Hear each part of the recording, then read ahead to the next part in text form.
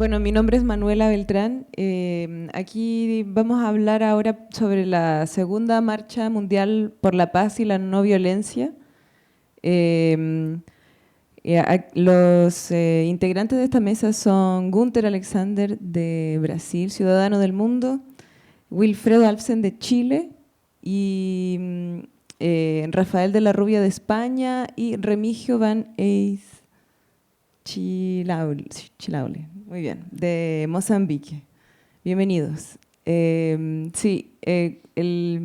Wilfredo manifestó que quería introducir la marcha mundial, cómo surgió y su origen. Así que vamos a darle la palabra para que él la introduzca. Bueno, respecto de la marcha específicamente, yo creo que Rafael es la persona más adecuada.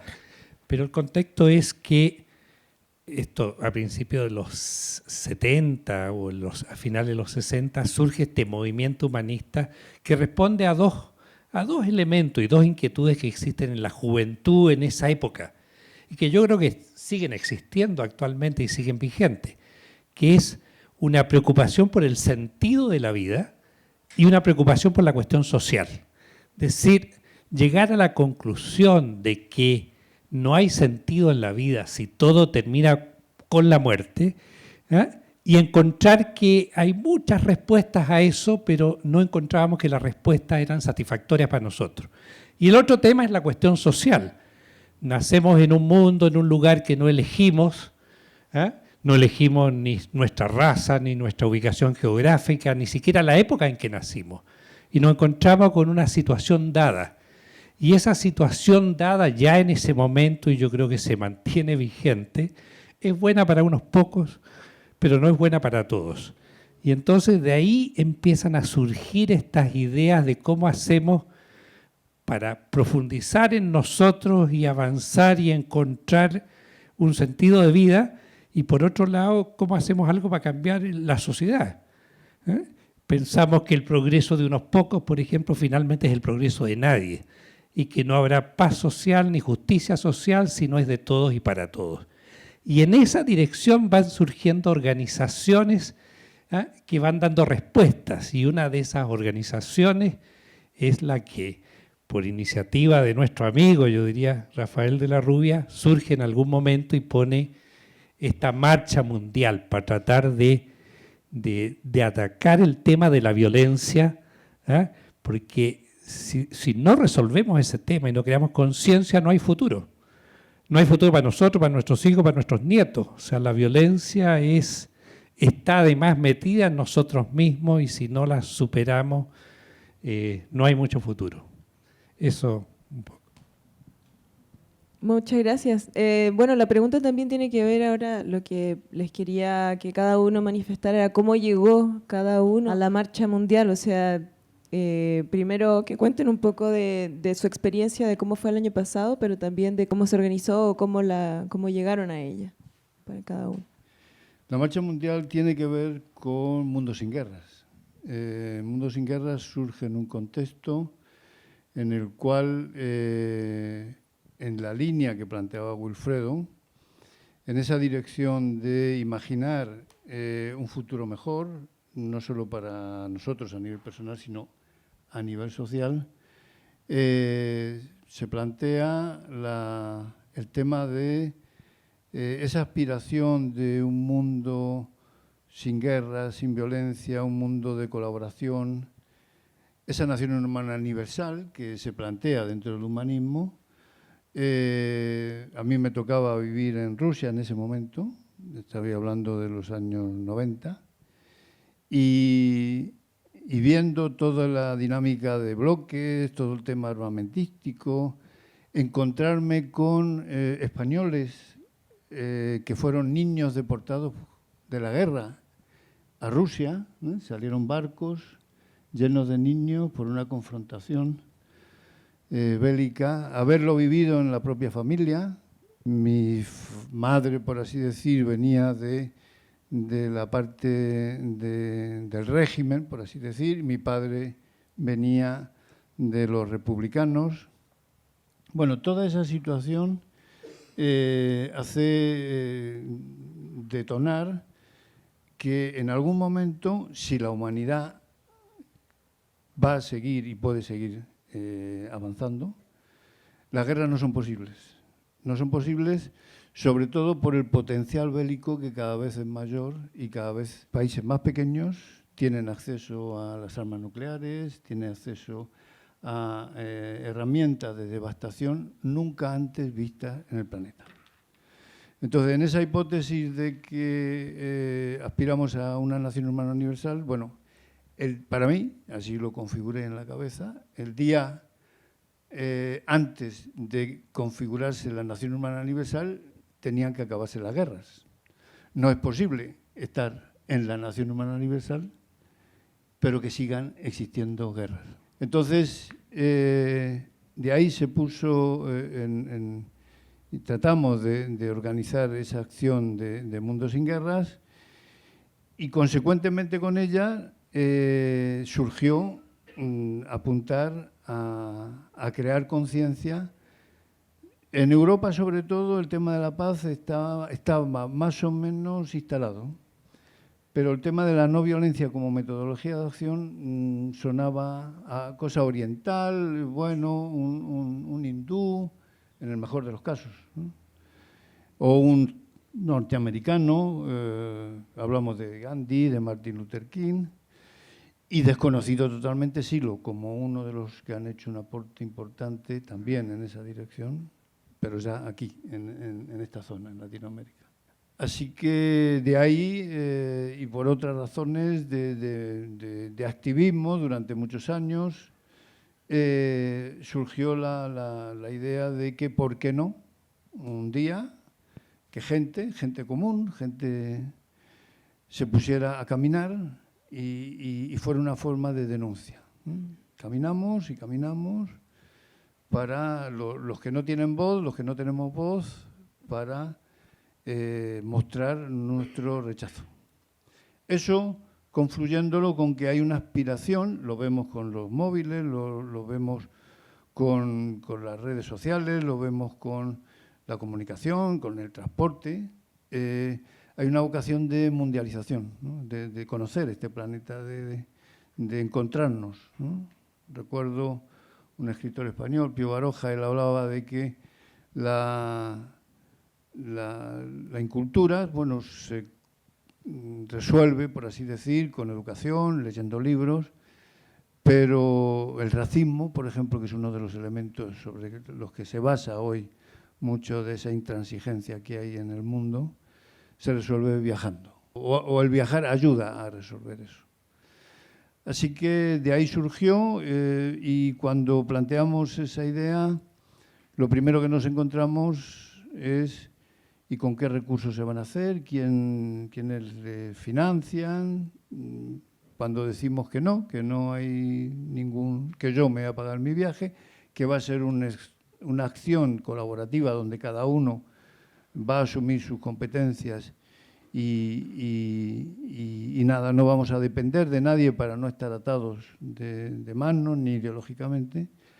Auguraron que eso no iba a funcionar y yo creo que fue una de las claves de que funcionara. Así que, y después de eso nos hemos planteado durante tiempo si había o no una segunda marcha. Pero esa respuesta luego la podemos dar. Gracias.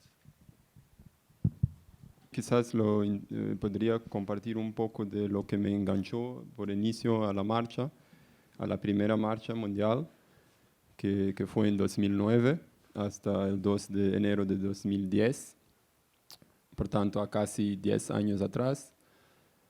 Y una de las cosas es que nosotros veníamos haciendo en el movimiento que Wilfredo describió en el inicio, varias cosas en el medio intentando humanizar la tierra.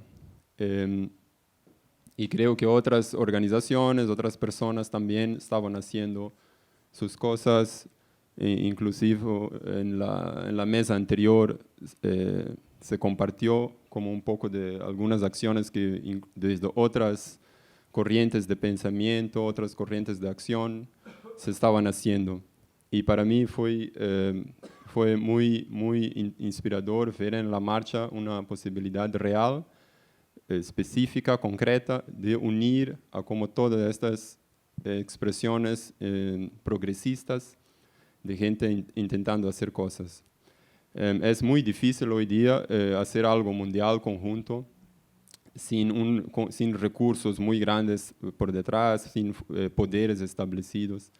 Y para mí la primera marcha fue como algo que podría unir a gente que está haciendo cosas aisladamente y darles un encuadre, un contexto general mundial. Entonces, para la pequeña acción en una ciudad, en un barrio, de alguien que esté trabajando para humanizar la tierra en su poblado, es una oportunidad de participar en algo mundial y ahí ganar mucho más fuerza. Y por el otro lado, esta iniciativa mundial tiene como bases muy específicas, instaladas, iniciativas arraigadas en los barrios. Entonces, ver la marcha en 2007, 2008, 2009, cuando surgió por primera vez, fue como quedarse claro de que esto es el vehículo para unirnos a todos, estemos en que estemos, no necesitamos abandonar nuestras acciones, solo ponerlas como en sintonía con la marcha. Y desde ahí me como pareció que podría ser un vehículo muy interesante para llevarnos a la nación humana universal, como se decía, en que convergen. No hay que dejar de hacer lo que está haciendo, pero convergir y unirse a lo que los otros están haciendo. Entonces, eso fue lo más interesante para mí en la primera marcha y, bueno, luego ahí estamos con la segunda, ¿no? Vou falar em português, que minha voz não está muito boa hoje. Tô imitando Lula da Silva. Um dos motivos que fez eu participar não só da primeira marcha, mas também do próprio movimento humanista, foi que a minha paisagem de formação no Brasil foi extremamente violenta. Quem quiser ter uma ideia do que foi isso, é só assistir um filme chamado Cidade de Deus.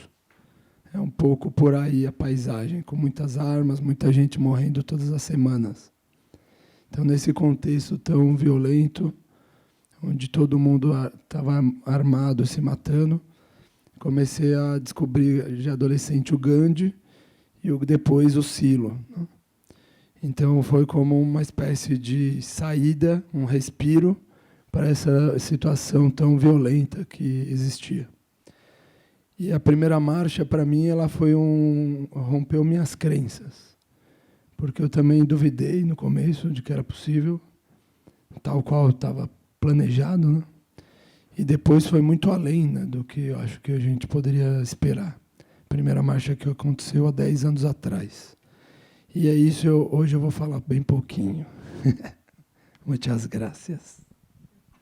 Sí, estábamos viendo, hay varias imágenes de la marcha. Es interesante para mí escuchar cómo esta experiencia ha sido tan buena y precisamente siento que la globalización, como se planteaba en los 90 o en los años 2000, parecía ser como una promesa y terminó siendo un engaño, y que realmente solamente era como una promesa económica que falló, y que realmente un mundo donde la gente viaja y donde la gente comparte y donde no se establecen como diferencias entre razas o etcétera, es un mundo realmente globalizado en unión, en comunión. Entonces, supongo que dentro de esta experiencia también, no sé, ¿cómo ven un sentido para esta próxima marcha para fortalecer ese tipo de vínculos, ese tipo de viajes que se podrían hacer? Sí, precisar en lo que comentas, que nosotros hablamos más que de globalización, que tiene que ver con ese concepto más socioeconómico, el de mundialización. Una de las cosas que descubrimos en la marcha mundial es que bueno, independientemente de las culturas, nos recibía gente que iba vestida de forma diferente, hablaba lenguajes, algunos que no los conocíamos, varios, pero de fondo se hablaba el mismo lenguaje, o sea, las necesidades que tenía la gente, las aspiraciones que tenía la gente, eran muy parecidas, no importa el rincón del planeta. Y que ese cuento que nos han hecho creer de que los enemigos de otras razas, de otras culturas que son peligrosos, etcétera, etcétera, pues eso es un cuento que sirve a algunos. Y que realmente hay en España se dice hay mimbres, hay material para esa nación humana, construirla, pero que tenemos que articular otros relatos, nos están contando unos cuentos que nos los creemos, hay que articular otros relatos, tenemos que atrevernos a hacer efectos de demostración de que ese mundo es posible, porque ya no hay ni siquiera un debate ideológico, no sé cuál es aquí, en general, ya en Europa no discuten que sería muy buena que todo el mundo, que no hubiera hambre, que la sanidad fuera para todos, ya eso no se discute, cosa que antes sí se discutía ideológicamente. Pero lo que dicen es que no es posible, que a todos nos gustaría, pero que no hay recursos, etcétera, etcétera. En ese relato, en esa dinámica, tenemos que empoderar a las poblaciones. Hay muchas cosas. La primera marcha fue un poco de denuncia, pero esta segunda marcha queremos que sea más una marcha de propuestas, porque se están haciendo muchas cosas que tenemos que ponerlas en valor y socializarlas. Y otro de los elementos que queremos incorporar es dar más la voz a las nuevas generaciones. Y no quiero dejar de señalar que estamos en un momento, la primera marcha en las reivindicaciones se centró mucho en el tema de las armas nucleares, el armamentismo, en todo el tema militar social, ¿no? Derivar recursos de las armas a la sociedad civil. Y bueno, en esta segunda marcha estamos ampliando un poquito más el foco, pero sí señalar que es algo que no se conoce mucho, se está en una oportunidad, yo creo, histórica, de dar un paso con el tema de la prohibición de las armas nucleares. Se va a estrenar, creo, mañana, por ahí está Tony Robinson, le veo, que ha elaborado un documental donde se escenifica cuál es la situación. Por primera vez de casi 70 años ni se permitía en Naciones Unidas tocar el tema de las armas nucleares y por algunas rendijas de Naciones Unidas se consiguió elaborar un tratado que lo trabajaron más de 120 países y que ya está en proceso de firma y ratificación. Y en este momento creo que los datos, si hay algún dato nuevo, que me ayuden, pero ya han firmado ese tratado 70 países y han ratificado 22. Y en el momento que lo ratifiquen 50, entra en vigor a nivel internacional. Uno de los objetivos de esta marcha, además de crear conciencia sobre el tema de la no violencia, de la paz, etcétera, etcétera, de la discriminación contra la mujer, del tema de la ecología, pero queremos poner como una trazadora clara de que cuando se acabe la marcha entre en vigor ese tratado de prohibición de armas nucleares que creemos que sería un hito histórico. Este tema de lo nuclear nos afecta a todos. Pues. Decimos, bueno, América Latina está libre de armas nucleares, pero tiran una bomba en Corea y se desequilibra todo el planeta y el efecto nos va a llegar de todas formas, ¿eh? Económico, de vida, de contaminación. Entonces, me parece que es un tema importante. Queremos también esta marcha avanzar hacia este objetivo que tiene la marcha Y Mundo Sin Guerra, que es cómo crear conciencia sobre sobre este tema de la violencia y cómo crear una conciencia no violenta. O sea, como ha ido pasando, yo creo que con varios temas. Hoy día hay más conciencia en el tema ambiental. Hoy día nuestros hijos, nuestros nietos no te van a tolerar que tú tires un papel por la ventanilla del auto. Ellos están mucho más conscientes y nosotros en nuestra época no teníamos esa conciencia del tema ambiental. Hay más conciencia hoy día en el tema animalista, de la tenencia responsable de animales. O sea, hemos ido ganando un poco en tema. Está vigente hoy día el tema de la violencia contra la mujer, que eso viene de siglos. Pero hoy día hay conciencia y las mujeres se empoderan y salen a las calles. Nosotros salimos el 9 de marzo, el 8 de marzo con la familia, con los nietos, con las hijas. Ya pudimos avanzar por la Alameda 20 metros. O sea, era tal el colapso de gente que llenó la Alameda que no podías marchar. Nos quedamos estáticos y no podíamos movernos en más de 20 metros. Ese tema del feminismo hoy día nos parece un tema importante. Y van saliendo hoy día a la luz temas que son muy importantes y que han estado ocultos por años. Todo este tema de la violencia dentro de ciertas corrientes religiosas que seguramente han abusado de los niños y de otros por siglos, desde el comienzo de la historia. Y hoy día se conocen algunos casos y la gente quiere cambios también en ese aspecto. Pero toda esa violencia psicológica, física, creo que la marcha ayuda a que eso se haga más presente y lleguemos finalmente a una conciencia, a que la violencia nos repugne. Debería ser a tal grado que toda situación de violencia te produzca náuseas y repugnancia. Yo creo que en esa dirección nosotros vamos a avanzar y queremos en estas actividades también sumar gente. Es una linda cosa, se generan amistades profundas. Con algunos de los que están acá hemos estado en acciones en distintos lugares. Con Remigio, que viene de Mozambique, nos coincidimos en algún momento en misiones de humanización en Ecuador. También con nuestro amigo Tony Anderson acá. Con Rafa, en innumerables ocasiones hemos estado juntos en acciones. Entonces, creo que es bueno vivir eso. Y además, como cualquier persona, nosotros tenemos hijos, familia, trabajamos como cualquier otro, pero siempre queda tiempo y no es un tema de recursos. Yo creo que es un tema de imágenes. ¿Qué quieres? ¿Qué quieres? Yo tengo una jubilación miserable, como son las jubilaciones acá en Chile, y para sobrevivir arreglo bicicletas. Pero a veces cierro mi taller y a veces a petición de algún amigo que necesita ayuda, me dice, bueno, ¿por qué no vas tú a Nepal? Que me pasó el año pasado. Y fui a Nepal y me junté con amigos nepaleses ayudando en este proceso de humanización. Se pueden hacer cosas. Y otros amigos colaboran con el pasaje y la cosa va.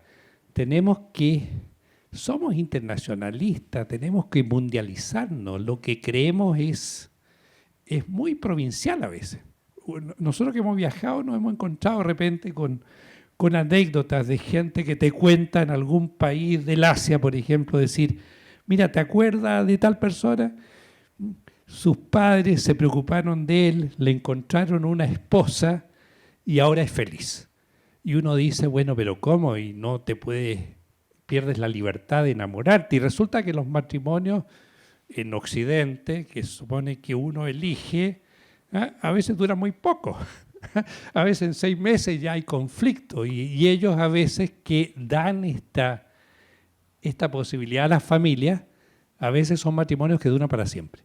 Entonces, entender esa diversidad yo creo que es importante. Entender, por ejemplo, que todavía en algunas zonas del planeta se come con la mano, por ejemplo.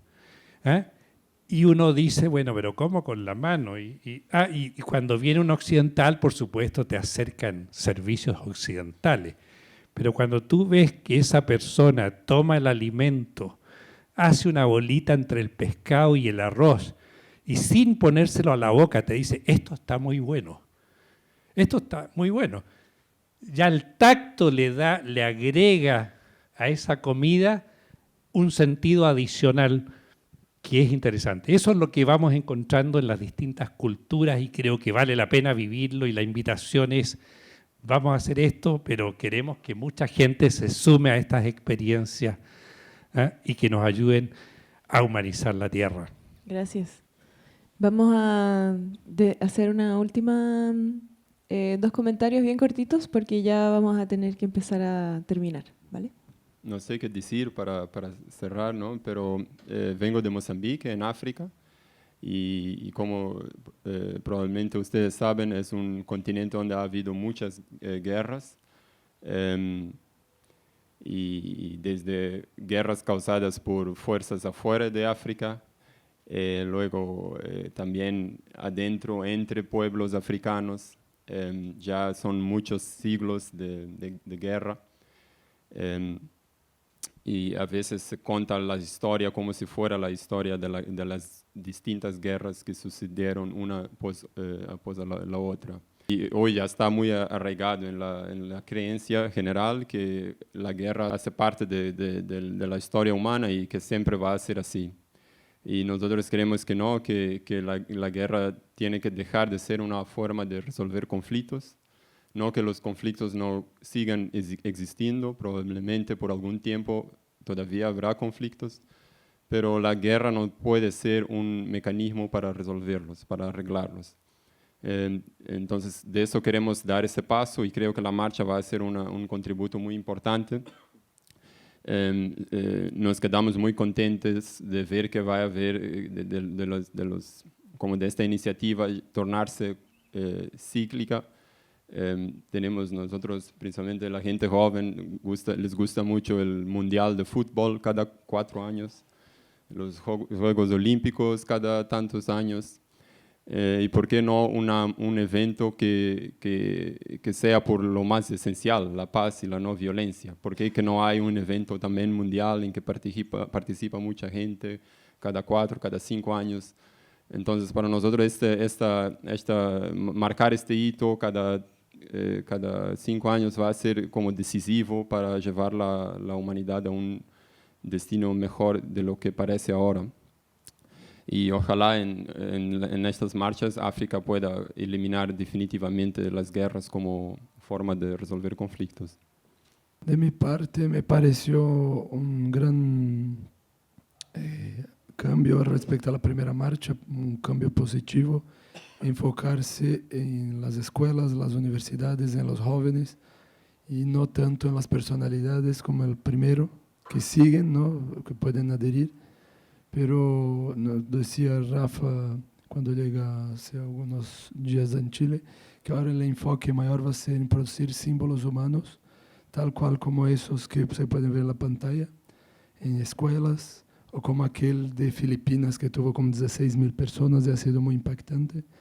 En el sentido también, como decía el Wilfredo, de crear conciencia desde que los niños son niños y que vayan creciendo con esa conciencia de la importancia de la paz y de la no violencia. Y acá termino. Muchas gracias. Muy bien. Muchas gracias por todo. Ya cerramos hoy día.